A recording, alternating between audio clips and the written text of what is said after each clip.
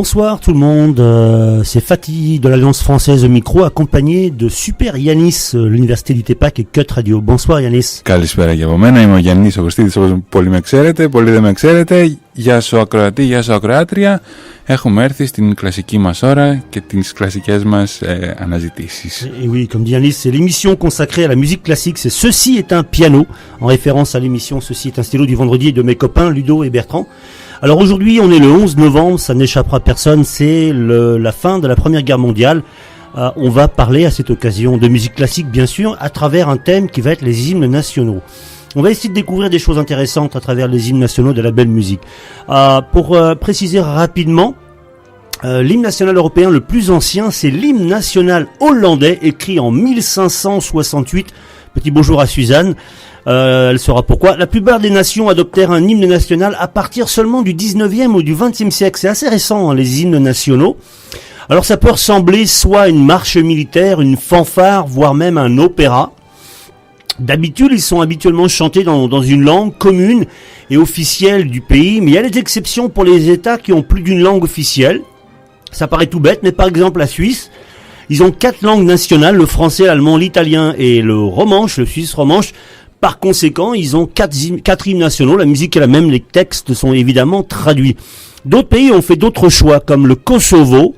Ils ont beaucoup de langues locales, alors ils ont choisi un hymne national sans paroles afin de respecter la nature multiethnique du Kosovo. Même chose pour l'Espagne, c'est un joli hymne national et il n'y a pas la marche royale de mémoire, mais il n'y a pas de paroles. On va commencer par le premier hymne national que j'aime beaucoup et qui s'appelle l'hymne national de la Pologne, Mazurek Dąbrowskiego. J'espère que je prononce bien, mon cher Robert. On l'appelle la Mazurka de Dąbrowski, appelée aussi la marche de Dąbrowski. C'est l'hymne national de la Pologne, écrit en 1797 par Józef Wybicki, j'espère que je prononce correctement. Il a d'abord été appelé le chant des légions polonaises en Italie. Alors ce monsieur, le Józef Wybicki, c'était un général polonais, poète et personnalité politique. Alors c'était pas vraiment un musicien, mais c'est lui qui a créé l'hymne national de la Pologne. Et cet hymne a été choisi par le Royaume de Pologne en 1831 et adopté officiellement par la République polonaise en 1927. C'était un hymne pour célébrer les fameuses légions polonaises qui furent créées par Napoléon Bonaparte en Italie. Et ces légions étaient fameuses pour avoir combattu avec l'empereur jusqu'au bout. Et donc elles avaient comme chef Dąbrowski. Alors je passe un grand bonjour à mes copains Robert, Adam, Adrien, parce qu'aujourd'hui c'est la fête nationale en Pologne. C'est un jour important parce que la Pologne a été occupée pendant tout le 19e siècle par l'Empire russe, la Prusse et l'Empire austro-hongrois. Et donc le 11 novembre 1918, la Pologne devenait un pays indépendant. Alors j'ai promis de dire quelque chose en polonais. Robert, it's for you man. Jeszcze nie zginęła. Polska nie zginęła. Ça c'est pour Robert, Adam et Adrien, mes copains polonais du travail, si tu veux dire un petit mot. L'hymne de la Pologne, on est bon? Let's go! Go!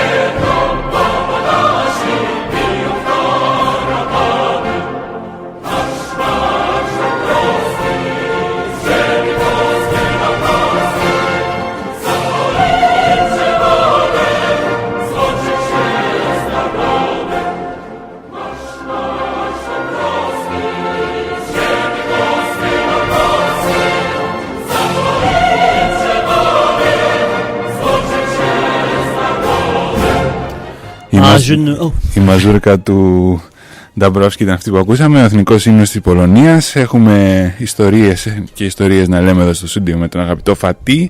Να πούμε ότι αυτή η εκπομπή είναι αφιερωμένη στην σχέση της κλασικής μουσικής με τους εθνικούς ύμνους και ως εκ τούτου θα ακούσουμε μπόλικους εθνικούς ύμνους, καμία 300 σε αυτή την εκπομπή.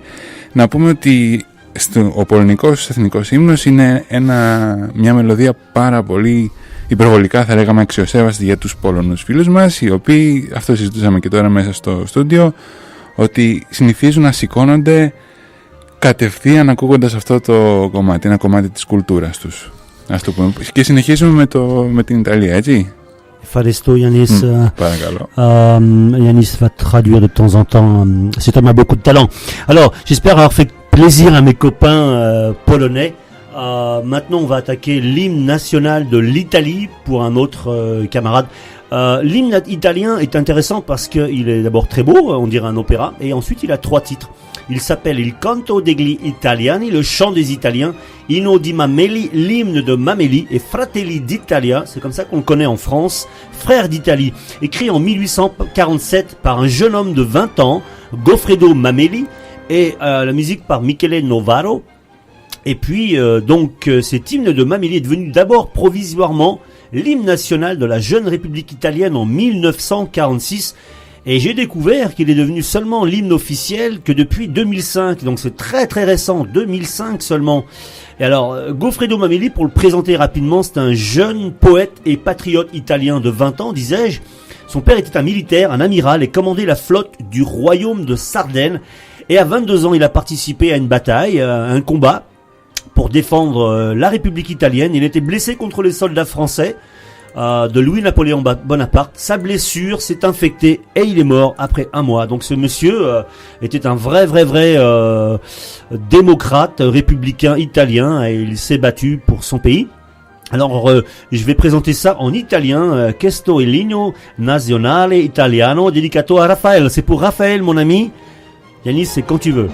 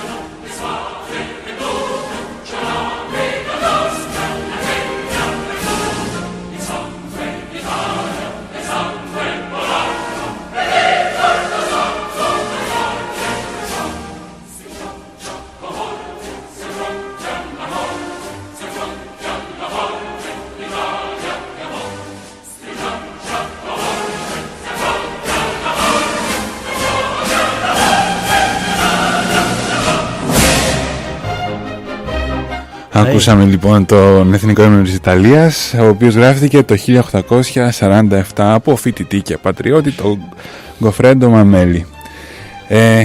Φυσικά κάποιοι ποδοσφαιρόφιλοι είναι πολύ εξοικειωμένοι με αυτές τις μελωδίες, γιατί άλλωστε η Ιταλία βρίσκεται πολύ συχνά στις οθόνες μας και χαζεύουμε όλοι μαζί αυτούς με τις μπλε φανέλες να κυνηγάνε το τόπι. Il canto dei Italiani, η Inno di Mameli, η Fratelli d'Italia, τα αδέρφια της Ιταλίας, είναι οι τρεις τίτλοι με τους οποίους έγινε γνωστός ο Εθνικός Ύμνος της Ιταλίας, όπως και ο Ύμνος της Πολωνίας, αλλά όπως και όλοι οι υπόλοιποι ύμνοι που θα ακούσουμε στο προσεχές μέλλον, στα επόμενα 45 λεπτά, έχουν ένα σκοπό, την εξύψωση του πατριωτικού αισθήματος. Αυτό που θέλει ο λαός να κερδίσει, θέλει ο λαός, θέλει το αίσθημα να ανυψωθεί και να επιβάλλει την κυριαρχία του σε όλους τους άλλους. Γι' αυτό και τα εμβατήρια βαδίζουν με αυτά τα τύμπανα, τα τυμπάνι που λέμε, με το πουμ. Αυτό είναι το εμβατήριο, αυτός είναι ο σκοπός ύπαρξης του εθνικού ύμνους και γι' αυτόν, υπό αυτόν τον σκοπό ταυτίζονται όλα τα έθνη. Φατί, ο λόγος σε σένα για τον επόμενο ύμνο. Merci Yanis. Alors maintenant un grand moment où nous sommes évidemment à Limassol, où l'université du TEPAC est située. Je passe un grand bonjour à tous les profs de français qui nous écoutent. Elles se reconnaîtront. Certaines nous ont contactés pour qu'on fasse des choses ensemble, comme peut-être des émissions avec des étudiants. On va se débrouiller, on va trouver un moment pour parler de tout ça. Et je pouvais pas faire une émission sur les îles nationaux sans parler de Chypre et de la Grèce. Pour remercier cette merveilleuse île de Chypre de nous accueillir avec beaucoup d'amitié et de chaleur humaine. Alors on va parler donc, vous l'avez deviné, l'hymne grec. Alors pourquoi j'ai dit Chypre? Parce que en fait j'ai découvert que, alors pour les Chypriotes c'est évident, mais pour nous autres immigrants c'était pas forcément une évidence. L'hymne grec et l'hymne chypriote sont exactement le même hymne. On va écouter, ça s'appelle l'hymne à la liberté. Alors en fait c'est un long poème de 158 strophes écrit par Dionysios Solomos. Merci Yanis. En 1823, la musique est composée par Nikolaos Manzaros, merci Yanis, en 1828, et en 1865, les 24 premières strophes devinrent officiellement l'hymne national de la Grèce. Alors, anecdote, j'ai découvert que Dionysos Solomos, il a étudié en Italie de l'âge de 10 ans à l'âge de 20 ans, et il n'écrivait pas bien le grec. Il écrivait surtout de la poésie en italien, et donc, entre 22 et 23 ans, lorsqu'il est revenu en Grèce, il a pris des cours particuliers de grec, de langue grecque et d'écriture grecque avec un monsieur qui s'appelle Spiridon Trikoupis. Merci Yanis, qui était un grand homme d'État grec et un historien connu. Alors, et je le disais, donc, l'hymne à la liberté, c'est officiellement l'hymne national des deux pays, la Grèce et Chypre, et l'ONU a organisé un concours pour doter Chypre d'un nouvel hymne avec ou sans paroles et un nouveau drapeau. Mais les Chypriotes grecs ont voté et ils ont refusé, ils ont préféré garder l'hymne grec. Yanis, si tu veux dire quelque chose? Allez, c'est parti.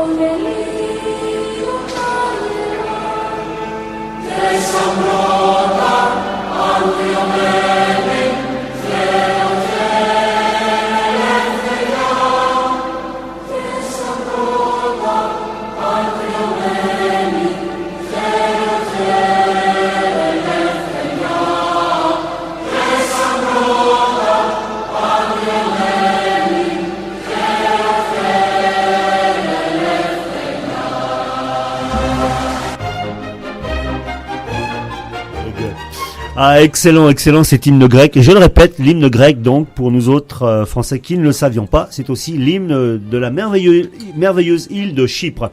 Alors, pour ceux qui n'avaient pas compris, ça va de soi, j'ai oublié de le dire, mais pourquoi on va écouter certains hymnes et pas d'autres?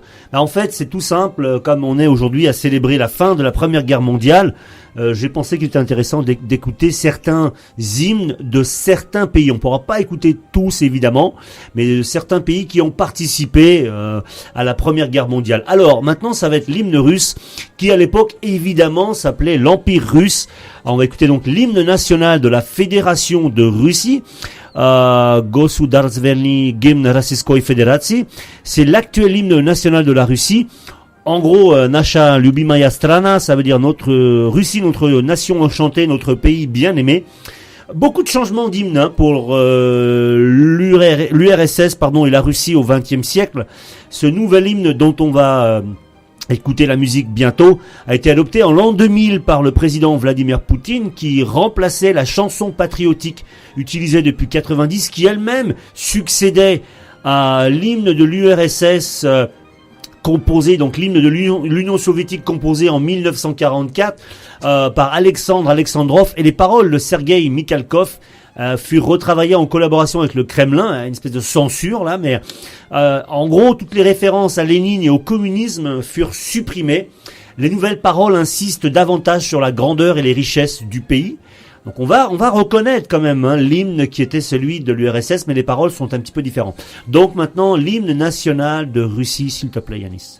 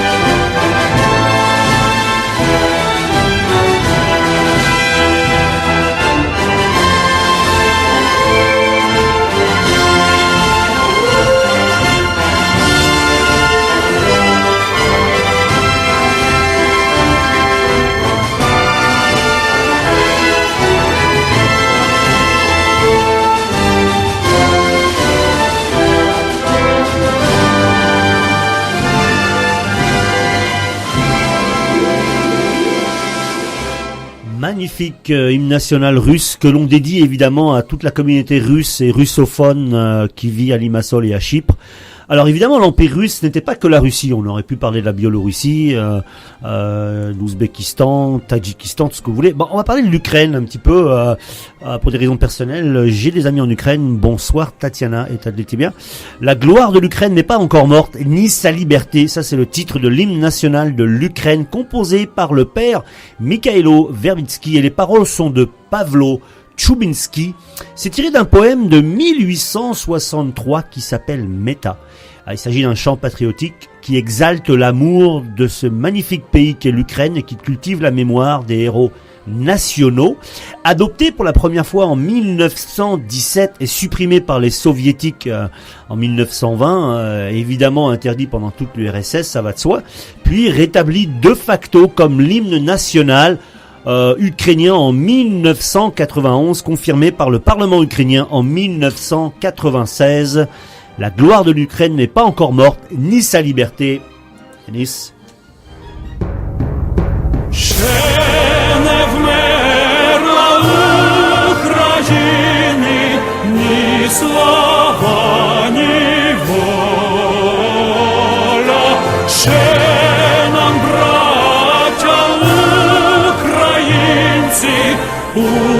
Усміхнеться доля, згинуть наші вороженьки, як роса на сонці, запануєм і ми, браття, у своїй сторонці. Душу й тіло ми положим за нашу святу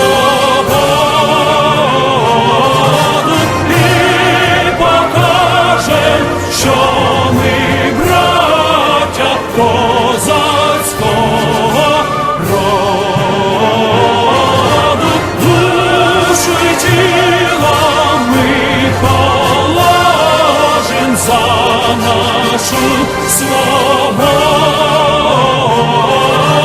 і покажем, що ми браття козацького роду.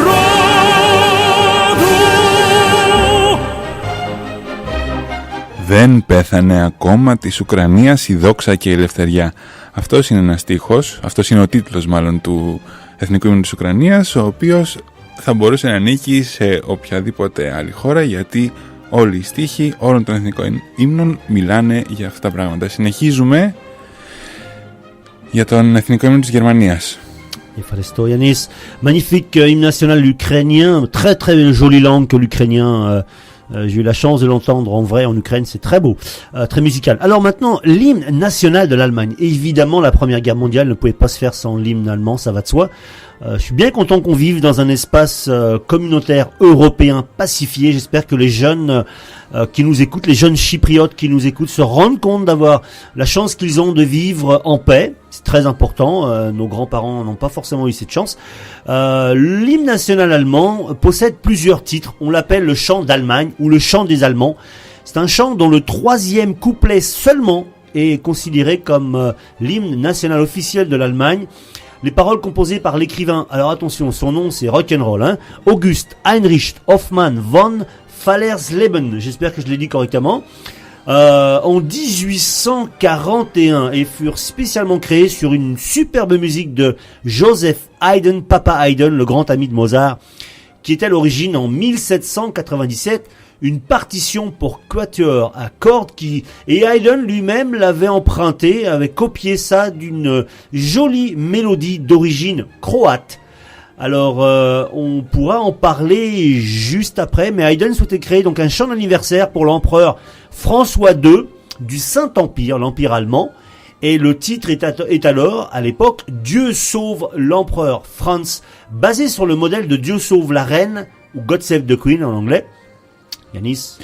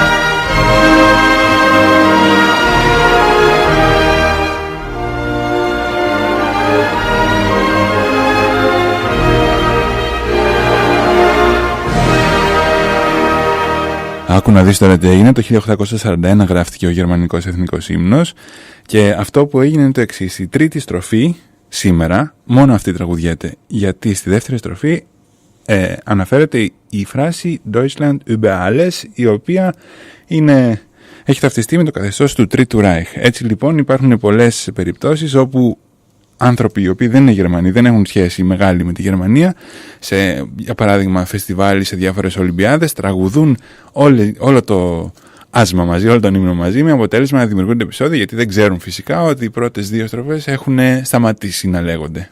Φατί. Oui, pour Yanis expliquait que pour éviter les gros soucis, il est préférable d'éviter les problèmes diplomatiques, etc. Il est préférable d'éviter de prononcer le deuxième couplet. Deutschland über alles, l'Allemagne au-dessus de tout, c'était le deuxième couplet, le couplet préféré des nazis. Évidemment, ça nous rappelle pas une page glorieuse de l'histoire européenne, mais c'est une réalité. C'est uniquement le troisième couplet de ce chant qui est chanté, et à la plupart du temps, pour éviter les problèmes, les paroles sont rarement chantées, ça évite les soucis. Et Yanis expliquait également, je l'ai dit mais je le répète, c'est très important de comprendre que cette musique, cet hymne national allemand a été composé par Joseph Haydn. C'était à l'origine un quatuor à cordes, composé pour le Saint-Empire allemand, et on va écouter maintenant juste peut-être une minute ou deux de ce Haydn pour voir un peu à quoi ça ressemblait. Vas-y Yanis.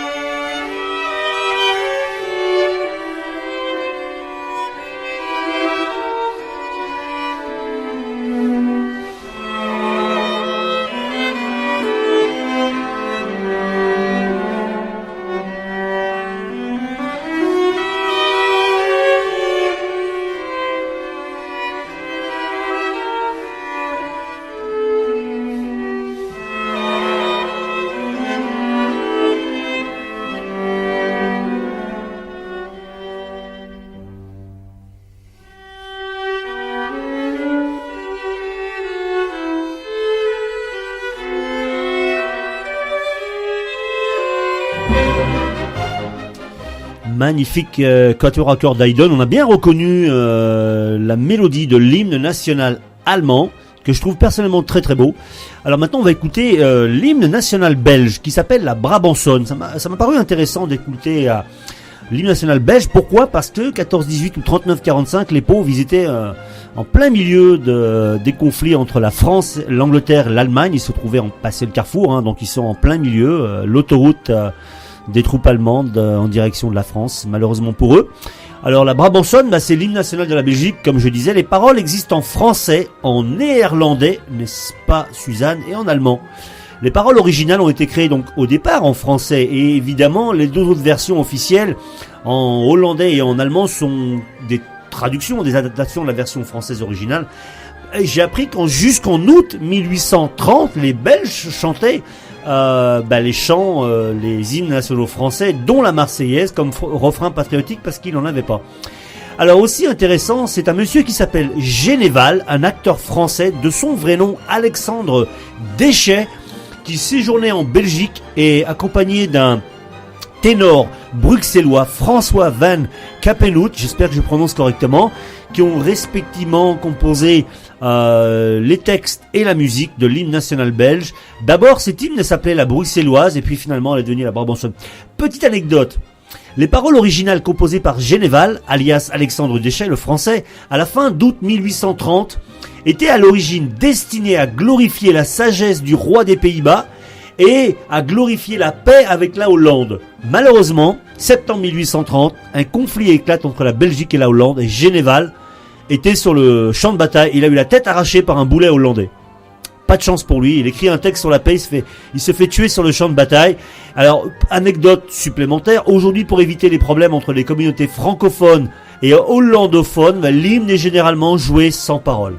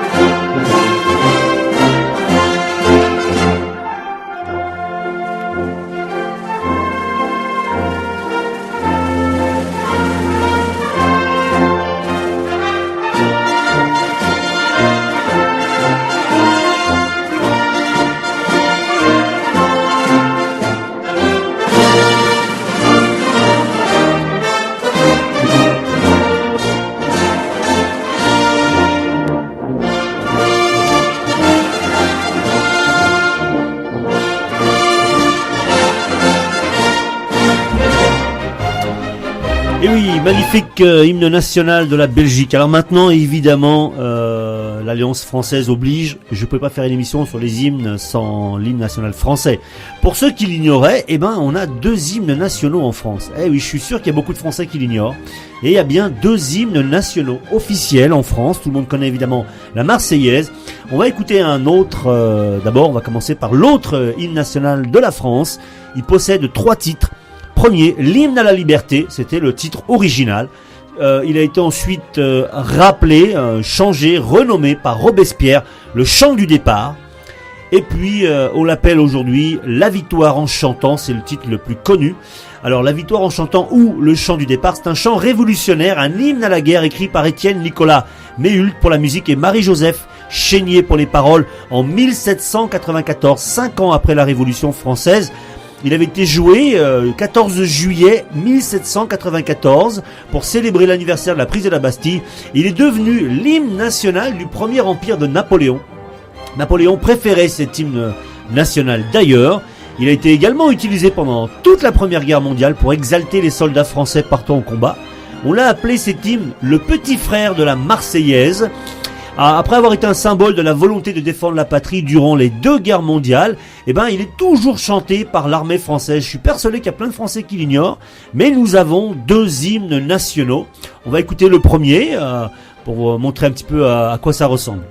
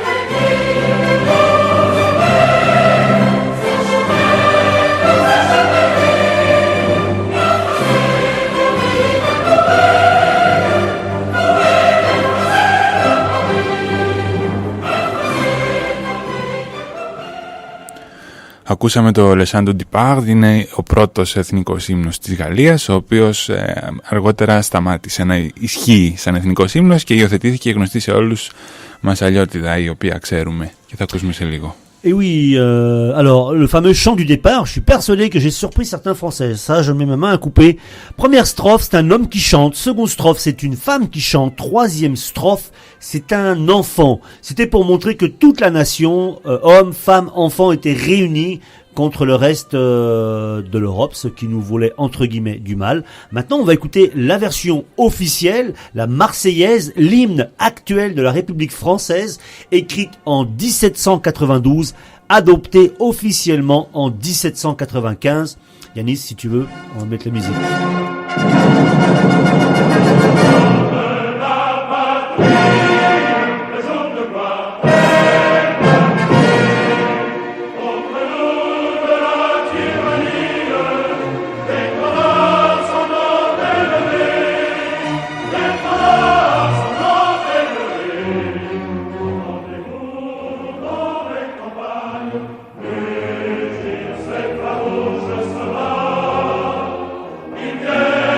Jusque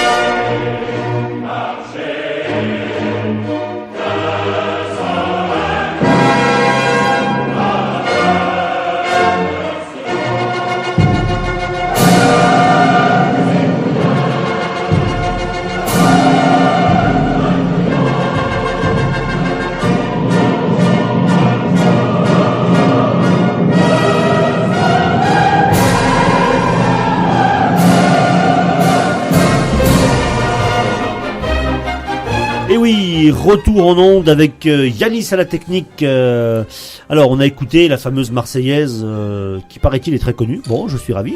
Alors, petite chose que j'ai découverte il y a un petit moment. L'hymne national du Royaume-Uni a été, on va écouter maintenant le fameux God Save the Queen, mais petite histoire. Il a été joué pour la première fois en 1775. Suzanne, raconte ça à ton mari. Il a été joué pour la première fois en 1775. Il a la particularité de s'appeler évidemment God Save the Queen ou God Save the King, selon que le monarque soit une reine ou un roi. Ça, c'est déjà assez original. Mais il faut savoir qu'en France, avant la Marseillaise, donc avant la Révolution française, il y avait un hymne royal qui s'appelait Dieu sauve le roi. Est-ce qu'on peut écouter ça, Yanis? Dieu sauve le roi. Tu veux bien? Ça dure quelques secondes.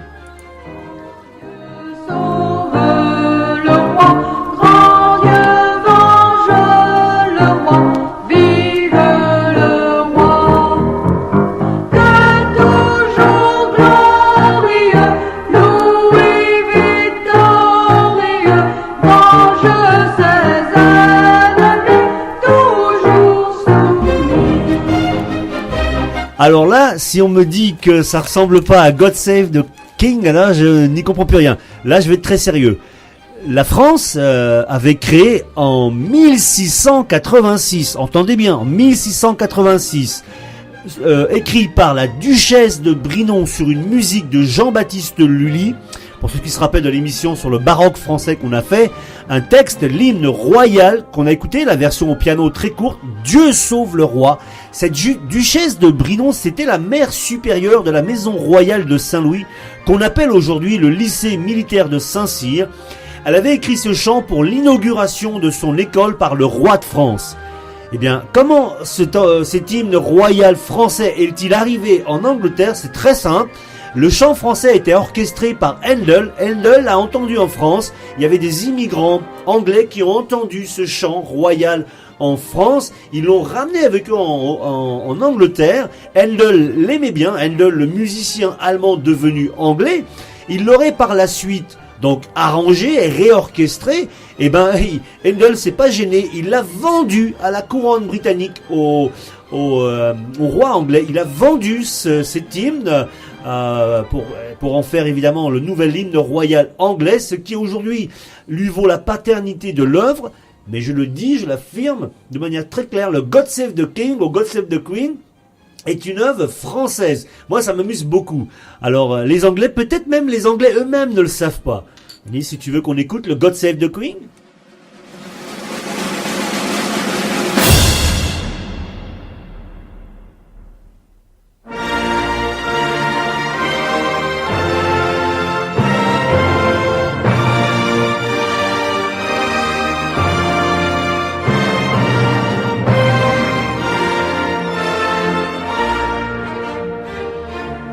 God save our gracious King.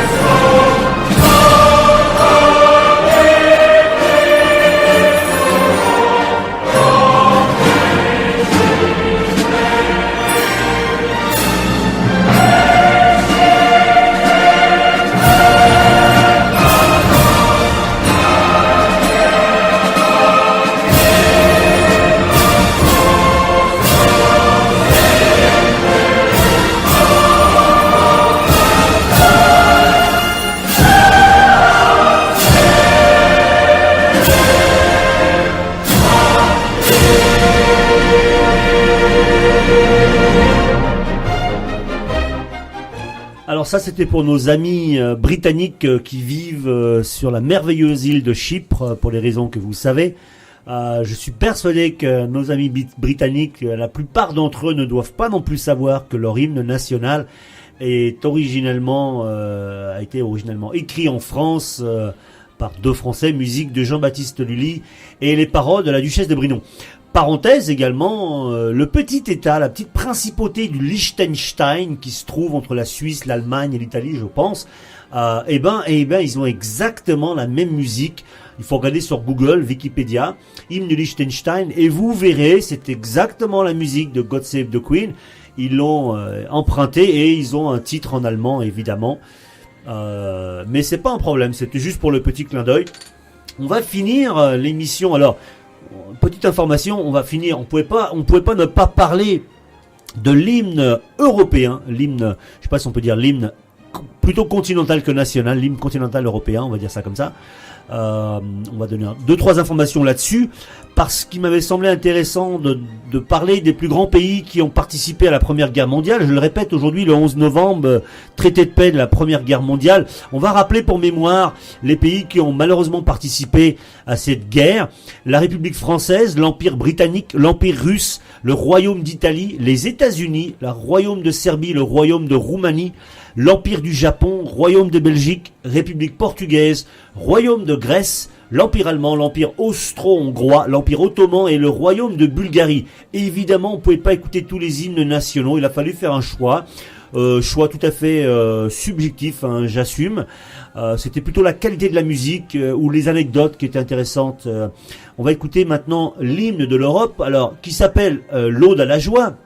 Adopté en 1970, l'hymne européen reprend le dernier mouvement de la 9e symphonie de Beethoven, qui n'a pas de paroles, qui n'est pas doté de paroles.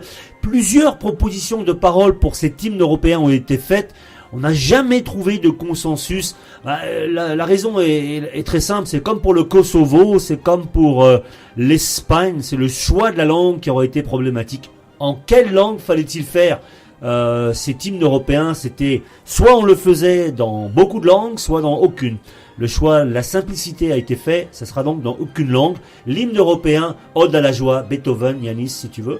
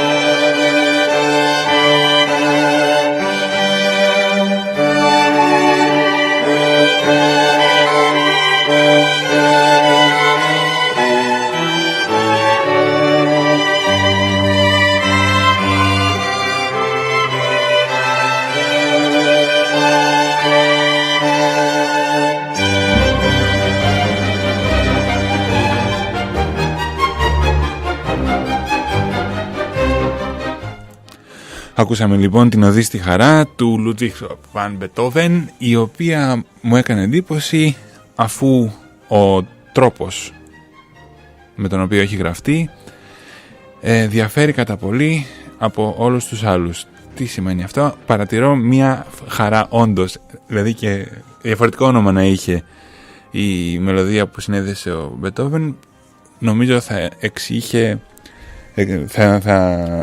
σε σύγκριση με τους υπόλοιπους ύμνους που ακούσαμε σήμερα, θα είχε μια ανωτερότητα, εν πάση περιπτώσει, μια πιο μελωδική χρειά σε σχέση με τους υπόλοιπους ύμνους. Merci beaucoup Yanis de ton aide sur le plan technique. Alors ça fait plaisir d'avoir un maestro au clavier là, il s'occupe de tout, c'est génial. Qu'est-ce que je voulais dire? Oui, c'est la fin de l'émission. Alors pas tout à fait. C'est la fin de notre participation vocale. On va mettre 1 heure de musique classique. Ça fait du bien aussi. Alors on raconte des anecdotes, des petites choses. Je le sais bien, on n'est pas complet. Je le sais bien, on est sans doute imparfait. On veut juste faire découvrir la musique classique à ceux qui la connaissent pas, rappeler quelques bons souvenirs à ceux qui la connaissent, donner envie d'en écouter encore plus cette merveilleuse musique. Je vais ajouter 2-3 petites choses si vous le permettez. Donc à partir de maintenant, quelques minutes, on va écouter la symphonie numéro 9 de Ludwig van Beethoven, dont est extrait l'Ode à la joie, qui est le fameux hymne européen que tout le monde aura reconnu. J'ajoute, pour ceux qui veulent écouter de la musique classique en live, en vrai, en direct, à Limassol, le théâtre Rialto est là pour vous. Et puis, concernant l'Alliance française, contactez Bertrand pour ceux qui veulent avoir des informations concernant la fameuse soirée Beaujolais Nouveau le 21 novembre, jeudi 21 novembre. Je crois que c'est au Soho Restaurant ou Soho Bar, je ne sais plus, mais enfin, Bertrand vous donnera toutes les informations. Pour le numéro de téléphone, vous trouvez le site internet l'Alliance Française Limassol ou la page Facebook. Bertrand se fera un plaisir de vous répondre. Alors on va se quitter en musique sur la fameuse symphonie numéro 9 de Beethoven. La semaine prochaine, j'aimerais bien qu'on fasse un spécial Jean-Sébastien Bach, mais je vais en parler à Yanis, on vous fera la surprise. Rendez-vous dans Ceci est un piano lundi prochain de 20h à 22h. Passez une excellente semaine. Merci Yanis encore. Καλή νύχτα σας και από μένα. Ελπίζουμε να είστε και μαζί μας την επόμενη φορά. Bye bye.